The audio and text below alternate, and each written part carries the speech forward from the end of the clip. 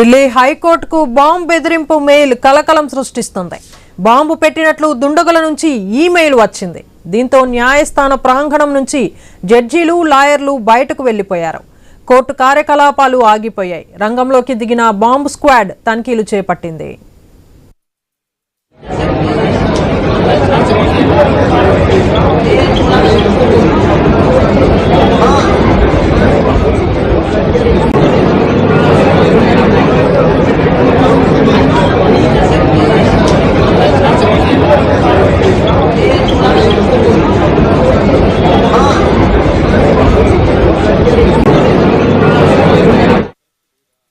ఢిల్లీ హైకోర్టుకు బాంబు బెదిరింపు మెయిల్ కలకలం సృష్టిస్తుంది. బాంబు పెట్టినట్లు దుండగుల నుంచి ఈమెయిల్ వచ్చింది. దీంతో న్యాయస్థానం ప్రాంగణం నుంచి జడ్జీలు, లాయర్లు బయటకు వెళ్లిపోయారు. కోర్టు కార్యకలాపాలు ఆగిపోయాయి. రంగంలోకి దిగిన బాంబు స్క్వాడ్ తనిఖీలు చేపట్టింది.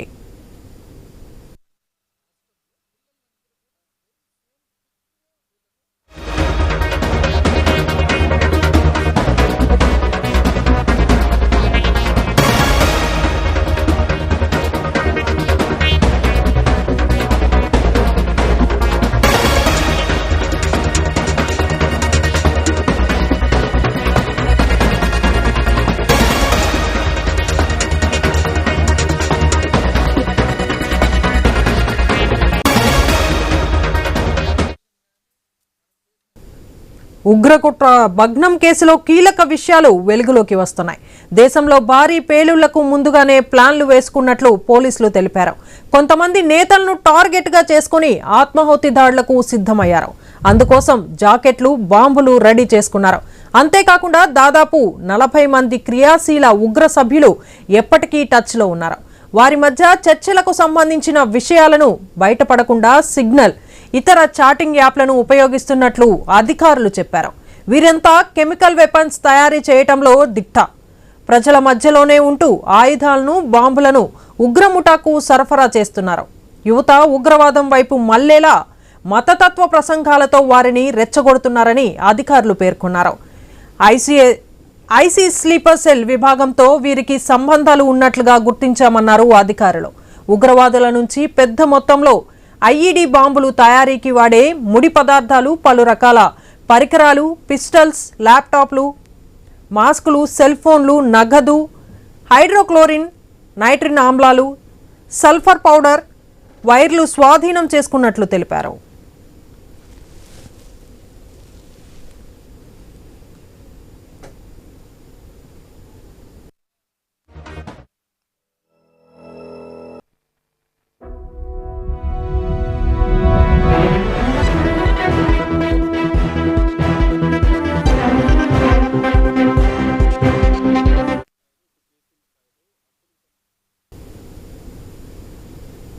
దేశంలో భారీ పేలుళ్లకు ముష్కరులు వేసిన ప్లాన్లను ఢిల్లీ పోలీసులు భగ్నం చేశారు.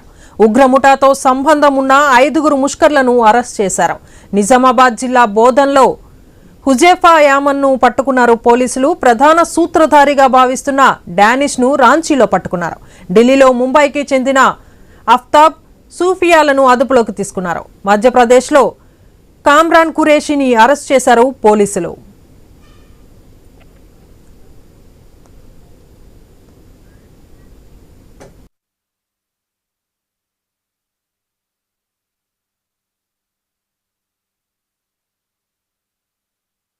ఇక ఇదే విషయంపై మరింత సమాచారాన్ని మా ప్రతినిధి శ్రీకాంత్ అందిస్తారు. శ్రీకాంత్, చెప్పండి, ఉగ్రముఠాను ఢిల్లీ పోలీసులు అరెస్ట్ చేసినట్లు తెలుస్తుంది. దీనిపై మీ దగ్గర ఉన్న అప్డేట్స్ ఏంటి? దేశంలో భారీ పేలుళ్లకు కుట్ర చేసినటువంటి ముష్కరుల ప్లాన్ ని ఢిల్లీ పోలీసులు భగ్నం చేశారు. ఇందులో కీలకంగా ఉన్నటువంటి ఒక యువకుడు నిజామాబాద్ జిల్లా బోధన్ కు సంబంధించినటువంటి ఉజైన్ యమన్ ను పోలీసులు అరెస్టు చేశారు. అతని వయసు 23 సంవత్సరాలు. గత కొంతకాలంగా ఓ ప్రైవేట్ యాప్ ద్వారా ఈ ఉగ్రవాదులతో మాట్లాడుతున్నట్టుగా వాళ్ళు ఒప్పుకున్నటువంటి పరిస్థితి. కానీ అతడు అలా చేస్తున్నాడని చెప్పేసి తమకు తెలియదు. ఆ ఫోన్ లో మాట్లాడినట్టుగా యమన్ ఎవరైతే ఉన్నారో వాళ్ళ తమ్ముడు కూడా ఒప్పుకోవడం జరిగింది. పోలీసుల విచారణలో భాగంగా కూడా అతను వాళ్ళతో మాట్లాడినట్టుగా స్పష్టంగా తెలుస్తుంది. ఈ నేపథ్యంలో బోధన్ కోర్టులో హాజరుపరిచినటువంటి యమన్ ను ఆ తర్వాత ఢిల్లీ పోలీసులు అతన్ని ఢిల్లీకి తీసుకెళ్లి విచారణ చేసినట్టుగా తెలుస్తుంది. ఈ విచారణలో అనేకమైనటువంటి విషయాలు కూడా బయటికి వచ్చినట్టు తెలుస్తుంది. కుట్ర భగ్నం కేసులో కూడా కీలక విషయాలు వెలుగులోకి వస్తున్నాయి. ఇటు ఎన్ఐఏ అధికారులు కావచ్చు, అటు ఢిల్లీ పోలీసులు కావచ్చు, వారిని విచారిస్తున్నారు. దేశంలో భారీ పేలుళ్లకు ముందుగానే ప్లాన్లు వేసుకున్నట్టుగా ఢిల్లీ పోలీసులు తెలుపుతున్నారు. కొంతమంది నేతలను కూడా టార్గెట్ చేసుకుని ఆత్మాహుతి దాడులకు సిద్ధమైనట్టు కూడా తెలుస్తుంది. ఇందుకోసం జాకెట్ కావచ్చు, బాంబులు కూడా సిద్ధం చేసుకున్నట్టుగా తెలుస్తోంది. దాదాపు 40 మంది క్రియాశీలక ఉగ్ర సభ్యులు ఎప్పటికప్పుడు టచ్ లో ఉన్నారని తెలుస్తోంది. వారి మధ్య చర్చలకు సంబంధించినటువంటి విషయాలను కూడా బయటపడకుండా సిగ్నల్ ఇతర చాటింగ్ యాప్లను ఉపయోగిస్తున్నట్లుగా అధికారులు తెలిపారు. వీరంతా కెమికల్స్ వెపన్స్ తయారీ చేయడంలో ప్రజల మధ్యలోనే ఉంటూ ఆయుధాలను, బాంబులను ఉగ్ర ముఠాలకు సరఫరా చేస్తున్నట్టుగా తెలుస్తుంది. యువత ఉగ్రవాదం వైపు మళ్ళేలా మతతత్వ ప్రసంగాలతో వారిని రెచ్చగొడుతున్నారని అధికారులు పేర్కొన్నారు. ఐసిస్ స్లీపర్ సెల్ విభాగంలో వీరికి సంబంధాలు ఉన్నట్టు కూడా అధికారులు చెబుతున్నారు. ఉగ్రవాదుల నుంచి పెద్ద మొత్తంలో ఐఈడి బాంబుల తయారీకి వాడే ముడి పదార్థాలు, పలు రకాల పరికరాలు, పిస్టల్స్, ల్యాప్టాప్స్, సెల్ ఫోన్లు, నగదు, హైడ్రోక్లోరిక్ నైట్రేజ్ ఆమ్లాలు, సల్ఫర్ పౌడర్, వైర్లు స్వాధీనం చేసుకున్నట్టుగా మనకు తెలుస్తుంది. దేశంలో భారీ పేలుళ్లకు ముష్కరులు వేసినటువంటి ప్లాన్ అయితే పోలీసులు భగ్నం చేశారు. ఇందులో ఈ ముష్కరుల్లో కూడా ఎవరైతే దొరికినటువంటి ఈ 5గురు ఉన్నారో వాళ్ళంతా 25 లోపు వయసు వాళ్ళే ఉన్నారు. ఇందులో డానియల్ ఎవరైతే ఉన్నారో అతను వాళ్లకు బాస్ గా వ్యవహరించినట్టుగా తెలుస్తోంది. రాంచీలో డానిష్ ఎవరైతే ఉన్నారో వీళ్ళను ఆఫ్తాబ్ సూఫియాన్ ను కావచ్చు, యమన్ నిజామాబాద్ బోధన్ కు చెందినటువంటి యమన్ కావచ్చు, మధ్యప్రదేశ్ కమ్రాన్ ఖురేషి కావచ్చు, వీళ్ళని లీడ్ చేస్తుంది మాత్రం డానిష్ అని తెలుస్తుంది. ఎవరైతే ముస్లింస్ లో చదువుకోని వారు ఉన్నారో, పేద యువత ఎవరైతే ఉన్నారో వారిని టార్గెట్ చేస్తూ దేశంలో వ్యతిరేక కార్యకలాపాలకు పాల్పడే విధంగా, ముస్లిం రాజ్యం తీసుకొచ్చే విధంగా వీళ్ళంతా కుట్రపూరితంగా ఈ ముష్కర ప్లాన్ వేస్తున్నాడు. ఎవరైతే డానిష్ ఉన్నారో వారు ప్లాన్ వేస్తున్నారు. సో ఎవరైతే ఉన్నారో పేద కుటుంబాలకు సంబంధించినటువంటి యువకులు వారిని అట్రాక్ట్ అవుతున్నారు.